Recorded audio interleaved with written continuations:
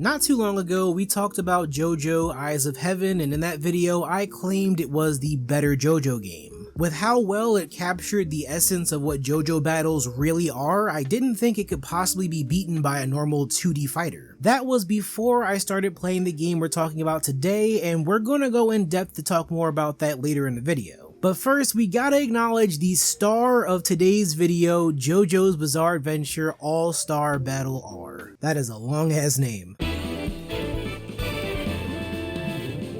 This is a remake of the original All-Star Battle game that came out in 2013 on PS3. Back when JoJo wasn't quite as popular and when we didn't have all the official colors that we know now from the anime. Because something about Bucciarati and that blue outfit just looks so wrong now that we've been blessed with his current white outfit. The game was originally seen as a great take on JoJo, bringing together the classic characters in a 2D fighter that's more similar to Tekken in its style. There isn't too much different from the original and the remake, but one thing that stands out is the way they handle the story mode. The original has the story split into parts, and as you play each part, you go from beginning to end while they kind of explain how the story progresses. But normally in fighting games, people don't give a damn about the story. Like, do you really think that dudes are out here talking about whether or not Tekken 8 is gonna have some super expansive story mode? Hell no. They're too busy getting their pitchforks ready in case they find out that there's no rollback netcode. Hell, I barely know what that even means, but I know it's more important to the FGC than some dumb story mode. But the biggest critique that I couldn't ignore is seeing that this game was also developed by CyberConnect 2. The same exact developers behind the Naruto Storm series. And yeah, before you say it, these games are clearly not the exact same. But what people really enjoy about their games is how much detail they put into the cutscenes and cinematics for the Storm series. And hell, Storm 1 was out here with a full sandbox mode in Konoha and some top tier QuickTime events too. But the game that comes out 5 years after that can't even get more than a few sentences between each match to move the story along? Maybe they did that on purpose, since even the most recent Hinokami Chronicles and even Kakarot have interesting story modes themselves. The main difference being that the story games are all arena fighters while All-Star Battle is just a 2D fighter. At that point, maybe it's more that they're targeting the hardcore audience who mainly play fighting games that only have an arcade mode at most. Call it a nitpick if you want, because like I said, most aren't playing this for the story, but it still sucks seeing them take the lazy approach in a JoJo game. But fast forward to the new remake and that same story mode just doesn't exist. But that's actually a good thing when you look at it. Instead of you needing to play through each and every fight to get to the end of that part's story, this game has every battle laid out for you to choose from. You want to skip the fight between Jonathan and Zeppeli? Go ahead, you can do that. Do you only want to play the alternate battles that have nothing to do with the canon? Well, you can do that too. I love the extra freedom to choose what you want to do, because not only does it help to move through the fights much faster, it ends up feeling more like challenges instead of a linear story to drag yourself through. The only fights here that are locked are the boss fights in the middle of each page. You'll need to do a certain number of fights before you have the chance to fight those bosses, so it does feel like you're working towards something.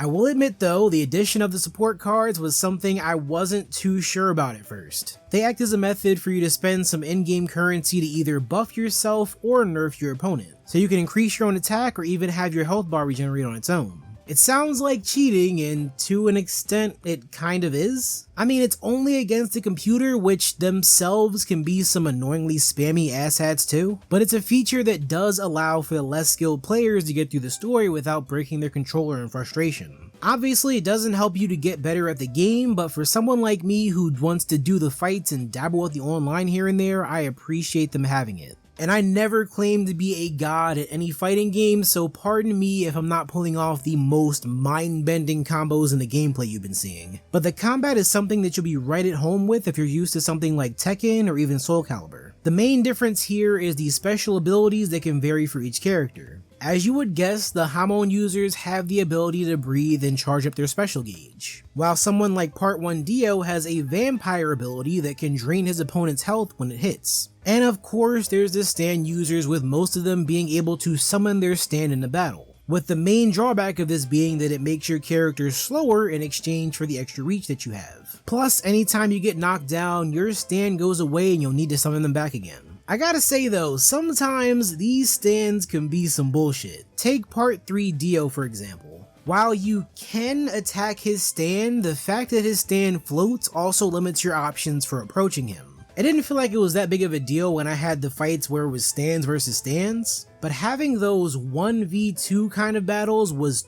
totally annoying at times, like playing as Yukiko or Jonathan against a stand user. And I was about to say Speedwagon too, but this dude already has goons with him at all times, so I guess you can see that as a stand? I don't know, it could be one of those get good sort of things, but it's something to keep in mind. As a scrub, what I do like is the fact that the new version adds in some simple commands to pull off combos. Sure, it's not going to guarantee you a win, since you still need to have a good sense of how to start off each attack and lead into different techniques. But being able to tap one button to at least do something flashy is pretty satisfying. Speaking of flashy, there's unique interactions as well, like if you're playing as Dio using his road roller against Jotaro. And I've even seen people go as far as activating clashes between stands. Not as great as the old clashes in Dragon Ball Z games of course, but it's really cool to see this added. More of the new things that are added are the online missions that have certain themes each week. You get these bonus missions for fighting with specific characters both in regular and ranked battles. And for completing those missions, you get currencies you can use for a bunch of different unlockable costumes, quotes, and banners. Plus, if you complete all your tasks for 1 week, you can unlock special costumes for characters. It's nothing too crazy, but it gives you more of a reason to keep playing at least. But now, I think it's time to talk about this game in comparison to Eyes of Heaven. Also, go watch my video on Eyes of Heaven if you haven't already, but long story short, I claimed it was better than All-Star Battle. But to be fair, it's hard to compare the two since they don't really play the same. But what's interesting here is that Eyes of Heaven is somewhat of a sequel to All-Star Battle. The original came out in 2013 while Eyes of Heaven came out in 2016.